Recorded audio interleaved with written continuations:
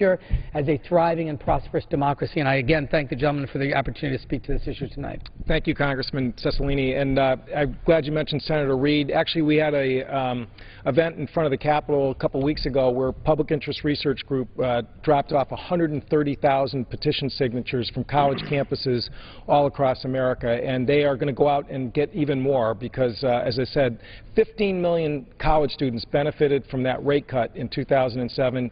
8 million will be impacted if we do nothing with higher interest rates. Someone who can speak on this issue as knowledgeably as almost anyone literally in the House or Senate in the U.S. Congress is Congressman Bishop, again, my neighbor across Long Island Sound in the state of New York. And again, thank you for joining us here tonight, Tim, and yield to your comments. Thank you very much for the opportunity, Congressman Courtney, and let me begin by commending you for being the sponsor of H.R. 3826. I'm proud to join you in that effort, and over 100 of our Democratic colleagues have joined in this effort, and I find it both distressing and frankly shocking that we don't have a single member from the other side of the aisle who cares about students and wants to see the student loan rate maintained at 3.4%. Let me start with a statistic that ought to give pause to everyone who cares about the future of our country. We have fallen from 1st to 15th in the world in the proportion of our population ages 23 through 35 that has a college degree. In an intensely competitive global marketplace, we are going to continue to struggle if we do not have the educated populace that we need to have to compete in that global marketplace. And if we continue to make it more difficult for students to go to college, that's precisely the outcome that we'll have. And so at the very moment when we ought to be doing everything that we possibly can to facilitate college enrollment, we are in fact in the House of Representatives being led by people who are taking us in the exact opposite direction. The student loan issue is crucial. As you say, we have 73 days to act before students take on a significant additional hardship, doubling the interest rate. But look at what the House Republican budget that has now been passed twice in this chamber, once before Easter recess and as recently as yesterday. Look what it does to higher education. It cuts funding for the Pell Grant program. As Representative Cicilline said, that the core program, the core student financial aid program that came about as a result of the leadership of Senator Pell, cuts it by $104 billion over 10 years. $104 billion over 10 years at a time when we're trying to facilitate college enrollment. It will render 18,000 students in my home state of New York ineligible for Pell. Students who are eligible for it now won't be eligible for it next year. Across the country, 400,000 students who are eligible for Pell now won't be eligible for it. And at the very time that the Republican leadership of the House of Representatives is proposing that, they are also proposing to make it more expensive for students to do the only thing they could do to replace the dollars they're going to lose from Pell, and that's borrow. So we're going to hit them both ways. We're going to take away non-repayable assistance, grant assistance, and then we're going to make it more expensive for them to borrow. And it's just simply wrong. We ought to be about opportunity in this country. And, you know, when I hear a presidential candidate talk about how the desire to send more students to college is elitist, it frankly gives me great pause. And if we look at the history of higher education in this country, before World War II and the GI Bill, it was elitist. And then with the advent of the GI Bill and then the community college, higher education became egalitarian. And it's what built the great middle class in this country. It is what has allowed us to thrive and become the strongest and most prosperous nation in the world. We cannot afford to take a step back, and this dual effort to both diminish Pell, significantly diminish Pell, and then make it more expensive for students to borrow, the consequence of that will be to move us backward at a time when we need to be aggressively charging forward. And with that, I will yield back to you, Mr. Courtney. Great. Thank you. Again, someone who's been a leader on this issue, first sponsor after we introduced the bill was Congressman Gary Peters from Michigan. So we're not all from New England and New York on the floor here this evening, because this is a national issue. And thank you for joining us, Congressman Peters. Well, thank you, Mr. Courtney, for yielding some time. And you're absolutely right. This is a national issue. Certainly in my home state of Michigan, it is an issue of incredible concern to people and young people and older folks as well that have been saddled with these debts over the years, that are coming to me and saying, you know, how can this happen? How can we be in a situation where interest rates are going to double when you look in the papers and you go to the bank and you see the banks basically pay no interest to anybody if you're trying to save money? The Treasury bonds are at a couple percent. You've got mortgage rates at 4%, and yet these rates are going to be doubling to 6.8%. It just defies logic that we even have to be here debating this for an issue that is so important to millions of Americans who will be impacted either directly or a member of their family that has to deal with these loans and these high costs. And the thing that is really so tragic and so sad that it is because of congressional inaction.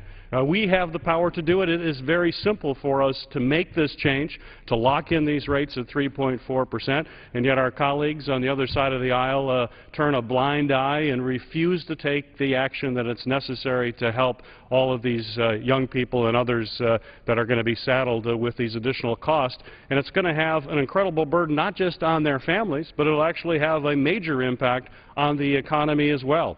We have all heard stories of folks who have to pay these loan amounts, these monthly payments that are very large.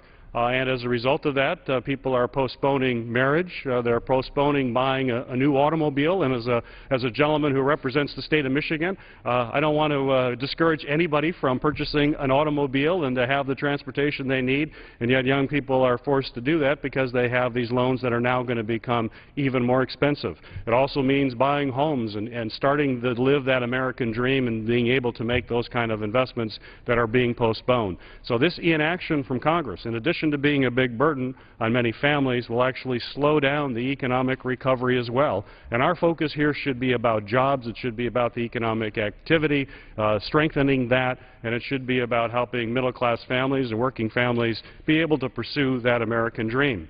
You know, Mr. Cordy, I think you'll agree that we're kind of facing a perfect storm right now when it comes to this issue, not just in this interest rate, but you know, we're looking at the fact that a growing number of high school seniors are now going into college.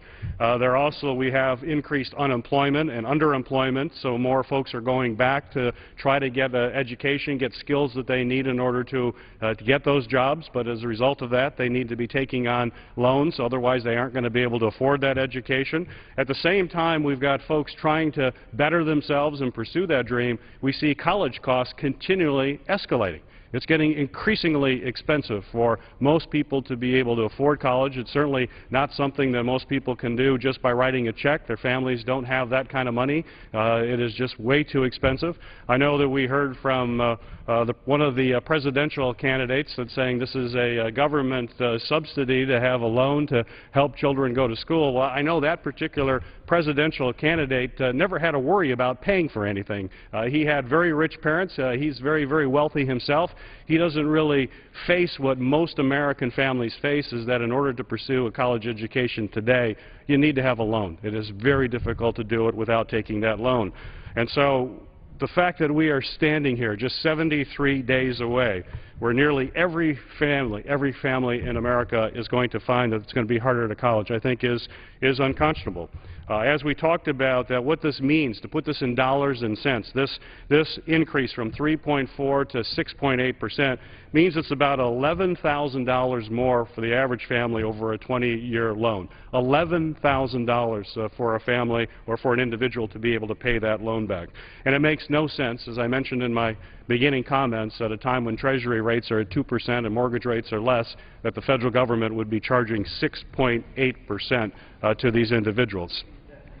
We also know that the affordability of making these payments is becoming more difficult as new graduates are coming into a weak employment market right now. Wage levels are lower. In fact, we've seen the median wage for college graduates have gone down nearly $10,000 since just 2009 to about $37,000. So with a median wage of $37,000, having an additional cost of $11,000 over the 20-year life of the loan is something that is a huge burden for a family, especially young families trying to become established and move forward.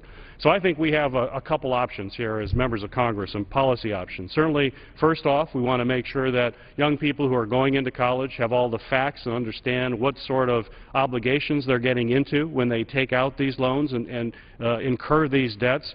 I'm certainly very pleased with the Consumer Financial Protection Bureau, which we both fought for very aggressively to put into effect here in this country to protect people from predatory practices, particularly related to debt.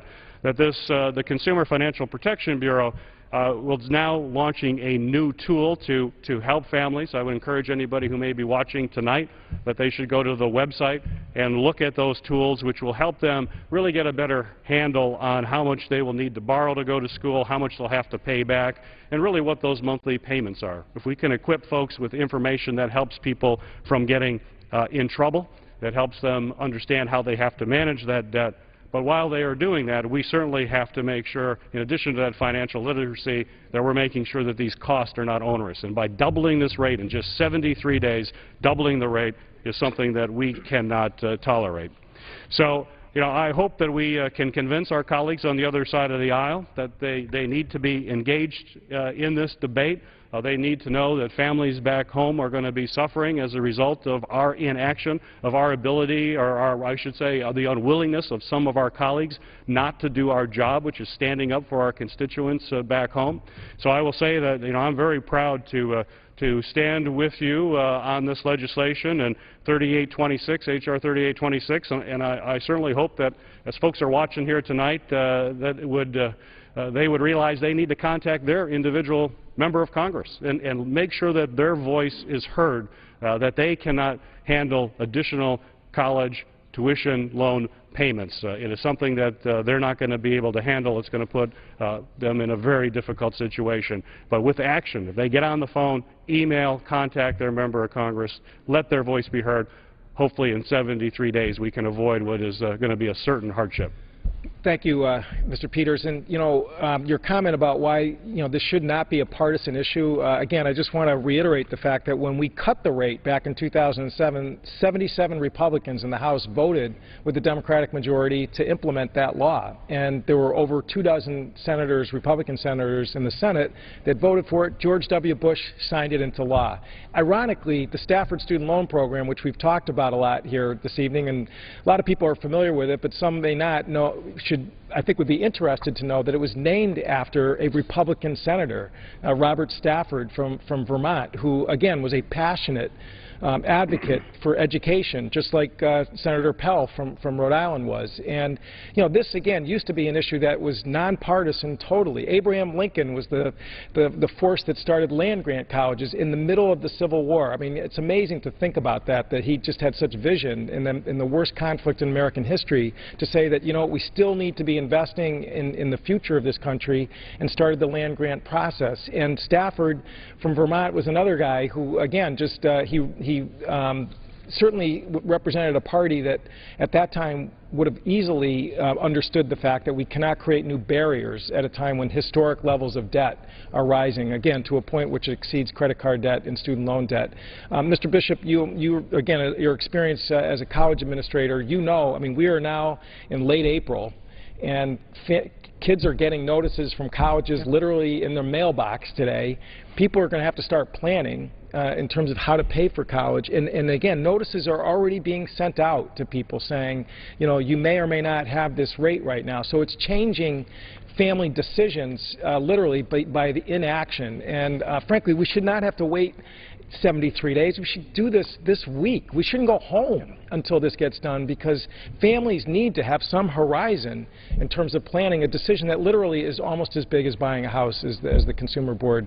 And I know, Mr. Cicilline, you were up on your feet, and I just want to, again, keep contact. I just want to say, you know, I thank you again. I think one of the things that we sort of recognize, and we're very proud of as Americans, is that we have always revered our system of higher education, and we've always understood that people's ability to access education is part of, for many young people, the way they help to realize the American dream for themselves and their family. And we've always prided ourselves as a democracy on this mobility, that, you know, no matter who you are, if you want to and you work hard enough, you can go to college and you can afford to, and then you can build a better life for yourself and your family. And this mobility is a really key part of the American success story. And I read recently a piece in the Times about we're living in a time now where that mobility is really being threatened. And college access is part of that challenge. And if we are going to preserve the mobility that has made this democracy so strong and so great, we have to be sure we protect access to higher education for young people who are pursuing it. And it's not only that it's going to be this incredible hardship on families, but we're going to be crushing the dreams of many young people. As you said, as they're getting these decisions in the mail, some of the young people are going to have to decide, you know, I can't go to the college of my choice. I can't pursue this dream I have because I'm not going to be able to afford to pay back these loans at these interest rates.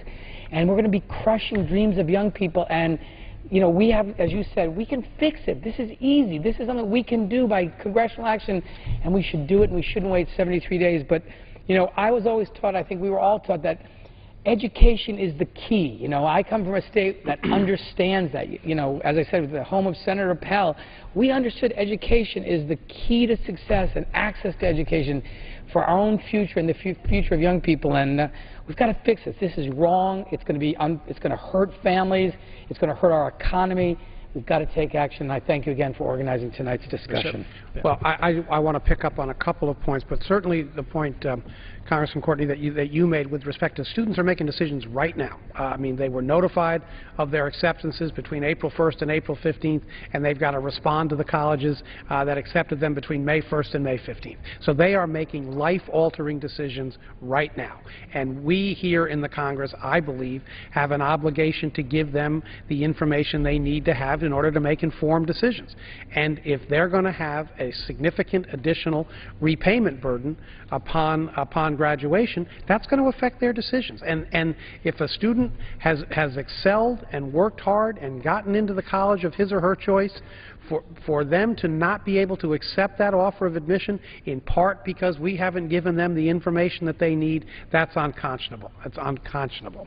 The other point that I would make, I mean, governing is about choosing. I mean, you know, what we're talking about here is an increase of $550 a year over the life of a 20-year repayment for 7.5 million students. Now, if anyone walked into this chamber and proposed a $550 tax increase on an annual basis for 7.5 million people, our friends on the other side of the aisle wouldn't discuss it, wouldn't hear it at all, and yet they're willing to sit silently by while we're going to impose that very kind of tax increase or payment increase on 7.5 million students. The last point I would make, there is this myth that increased availability of student financial aid drives up college cost. And it is one of the arguments that's made, that when people argue for reducing access to student aid, they say that if we reduce access to student aid, college costs will at least moderate, if not come down, because that's what is allowing administrators to raise price. It is a myth that has absolutely no basis in fact. It is insidious and it is damaging because it drives the kind of decision-making or priority making that we're seeing here in this move to reduce Pell, this move to increase student loans. The principal driver of student cost right now is diminished support from state and local government. We are funding public higher education per FTE at the lowest level we have funded it in 25 years. That's what's driving college costs. 70% of the students in this country go to publicly supported colleges. Publicly supported colleges are increasing at a rate of 8.5% to 9% a year because the funding per FTE from the state government or from local government in the case of community colleges is going down. That's what's driving cost. And if our response to that increased need is to say that's not bad enough, we're going to make it even worse, we're going to take away Pell, and we're going to make your student loans much more expensive, we're going to rue the day we did that, because 5 years from now, 10 years from now, 15 years from now, we're not going to have the educated workforce we need to have to drive this country forward. Thank you. And just for our viewers, FTE is an acronym. Full-time equivalent student. I'm sorry. Thank you. Again, a true college administrator. I'm sorry. Ms. Gordon, I was just wondering, you talked about how the interest rate was cut in half by the prior Congress, which was obviously very important for young people and for families, and how the Stafford Act was created, named after a Republican. So this was done in a bipartisan way, which reminds me of, I just finished reading a book called An Uncommon Man about Senator Pell, and in fact sort of it recounted some of the bipartisanship that existed. And I'm wondering what your sense of it is. Why was it that higher education, access to higher education, seemed to enjoy bipartisan support as recently as a year or two ago when the rate was cut? The importance of higher education and access to college remains urgent and important. The economy has become more competitive, not less. So what has caused this sort of willingness to sort of turn our backs as a Congress, or my friends on the other side of the aisle from turning their backs on young people? What do you think has changed? Well, I mean, Congressman Bishop was around before the 2006 election and was there when we passed the 07 College Cost Reduction Act. But I believe that, frankly, it was because there was an unprecedented boost in involvement by young people. The 18 to 29-year-old voter turnout in 2006 was a historic high for a midterm election, and frankly, it did slip in the last cycle. And when I'm out at the University of Connecticut or other state universities and higher education, I tell that story about how, in 2006, the issue of higher education was front and center. It was an issue that was a national issue in the 6 and 06 campaign that we put forward to cut the interest rate. And frankly, I think the power of that issue and the message of that election from young voters turning out in record numbers basically kind of shook this place up, and people recognized they've got to start doing something for higher education. I think in 2010 there was a bit of a slip, and this issue kind of lost focus. But again, I think, as we get closer to this incredible doubling of interest rates on July 1st, when I talk to people back home, and I've done a number of events like you and others have, people greet that with absolute disbelief, because they know what house mortgage interest rates are. They see what banks are getting from the Federal Reserve. They see what the Treasury bonds are selling for. And to say that this one segment of the economy, college students, are going to have a 6.8% rate in terms of a loan program is just, it's totally unacceptable. And that's why I think, this event we're doing here this evening, and certainly the efforts from PIRG with 130,000 petition signatures, is the way that, again, we can shake this place up again and avoid this catastrophe. Mr. Bishop. Well, I would absolutely agree. I would also observe that when we passed it for 3.4%, it was at a time when this Congress was less racked by the partisan antipathy, frankly, that seems to have taken over our Congress, and this is an example of that. But I mean, we have just lived through the last several weeks of perhaps the greatest example of that. We have taken something that historically has sailed through this Congress on a bipartisan basis with little or no objection, that is to say, the Surface Transportation Bill. And we have been unable to pass a surface transportation bill in this House. It's an embarrassment. In 2004, I believe it was, or 2005, we passed a surface transportation bill written by Chairman Don Young, Republican of Alaska. It was a very good bill. We passed it with, I think, 30 dissenting votes. And it was written with bipartisan involvement and bipartisan support. That's gone away. That's gone away. And I think when we were able to pass the legislation that did the student loan reduction in interest, we had bipartisan support. We had bipartisan involvement. And I hope perhaps this is the issue around which we can coalesce and bring back that kind of bipartisan cooperation. Yeah, I mean, I hope that what you're speaking about, kind of the young people of our country, but not just the students, but the families of students who are affected. I was at a Portuguese social club recently, and a woman, constituent of mine, came up to me and said, you know, she was a single mom, she said, I have 3 children, and this question of what's going to happen to student loans and whether or not their interest rate is going to go up is important. And I mean, this is an issue not just for the student, but for the whole family. And I'm hoping that, you know, young people and families who are affected by this issue, which are obviously millions of Americans, will reach out to their members of Congress and sort of be sure their voices are being heard in this discussion, because I think that's our only hope, that there be sort of a national movement. And I know U.S. PIRG is helping to really bring pressure on our Speaker and on our colleagues on the other side of the aisle to take the legislative action that will correct this, because I think the point we have to really underscore is it's not just for the student. It's for the sake of our country. You know, where our young people are competing, not with just a person in Connecticut or in New York, they're competing with kids, young people all over the world in an increasingly global and competitive economy, and we owe it to them to ensure that they have access to the best quality education we can provide. And the interest rate doubling on their loans is clearly an impediment to that. And we owe it to them, but we owe it to ourselves as a country. So I thank you again. If I may just pick up on that point. In President Obama's State of the Union address of January of 2011, he said that in order for us to win the 21st century, we have to outbuild the rest of the world, we have to out-innovate the rest of the world, and we have to out-educate the rest of the world. And the innovation piece and the education piece is all about access to higher education. And so this is about our future competitiveness. This is about our future economic stability and economic security. And it's about filling the jobs that the economy of the 21st century is going to create. The economy of the 21st century is going to create jobs that require post-secondary training. And if we make it more difficult for students to access that training, those jobs are going to go unfilled, and our economy is going to continue to struggle. And I can give a local example of an employer in our area, which Mr.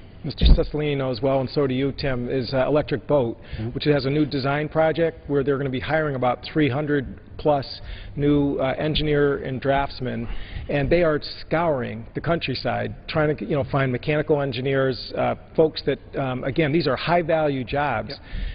So the fact of the matter is that it's a struggle out there to get these folks with hard science degrees for, again, really good openings that exist in our economy right now. They're going to get there. There's no question that's going to happen. But the fact of the matter is that opportunities like that are going to definitely continue to grow as this economy heals and recovers. And we want to make sure these young people, again, have not been discouraged from having that chance to take hold of that opportunity when the time comes, because of really just the indifference of this body to deal with an issue which, again, just goes to the heart of creating opportunity. This chart, sadly, when we started it, it was 75 days to when the rate was going to go up, and we obviously, yesterday it was 74, today is 73. We are going to continue to make sure that this countdown clock is front and center before the people of this country, that they know that here in this body we have control of this issue, direct control of this issue. So many other issues are so complex, affect such a small part of the economy in the country. This is a broad-based issue that affects 8 million college students across America, that we have a set deadline, and either we do it or we don't. And again, this colloquy this evening, again, I think is going to be part of the effort to build the noise to make sure that we do it. Well, I couldn't agree more, and again, I want to commend you for your leadership, first in filing the bill, generating the over 100 co-sponsors that the bill has, organizing this special order tonight. This is a very, very important effort. And one last thing I will say to the students of America, what I have found is the most compelling effort of advocacy that individuals can put forward is to put a human face on the consequences of our failure to act. And if the students all across this country could make their members of Congress aware of what this is going to mean for them, both in terms of their repayment and the future students in terms of the choices they're going to have to make, I think that the decision we need to make will become a lot easier for many of our colleagues to make. I too want to thank the gentleman from Connecticut, and I hope that we will all do everything we can to keep this issue alive over the next 73 days. As you said, Joe, it's not something which has a complicated answer. We can fix it. You've introduced the legislation. Many of us have co-sponsored it to fix this problem. I think the more members of Congress and our colleagues hear from young people and their families about the real-life impact in the coming week in Rhode Island, we're going to organize an event around this with young people and their families to really put a human face on what the consequences of the doubling of these Stafford student loans would be, what the impact would be for families. If everyone does that, you know, the voices of young people and their families have to be heard and need to be represented in this chamber, and I really want to salute you for your extraordinary leadership and leading the charge tonight, but also being a leader in our country on this issue. Well, again, I think you're going to have a really powerful event when you do that. Again, I think the media who have been covering this issue, in many instances, they either have children in college or they themselves are still carrying student loan debt. You know, this issue touches really just a huge cross-section of the country. And to say and to point out the fact, which, again, a lot of people aren't aware, interest rates are going to double on July 1st from 3.4% to 6.8% unless Congress acts, again, is something that people just cannot, you know, they just can't even comprehend the fact that at this moment in the economy when interest rates are so much lower across the board, that this one segment, college students, particularly entering college students, kids who are in high school today, frankly have almost as much, if not more, at stake than kids who are presently enrolled in college, to make sure that this place hears their voices and listens, and most importantly acts to avoid this totally unwarranted increase in college borrowing costs from a program which has a proud bipartisan history. So thank you both for joining me here this evening. Thank you. Look forward to getting a bill signing soon to protect these interest rates. Absolutely. Yeah, thank you. I yield back, Mr. Speaker. The gentleman yields back. The chair recognizes the gentleman from Connecticut for a motion. Okay. Mr. Speaker, I move to adjourn. The question is on the motion to adjourn. Those in favor say aye. Those opposed say no. The ayes have it. The motion is adopted. Accordingly, the House stands adjourned until 9 a.m. tomorrow morning. Today in the House, members approved the 10th extension of the Highway and Mass Transit Programs Bill. The 90-day extension also requires approval of the Keystone XL oil pipeline from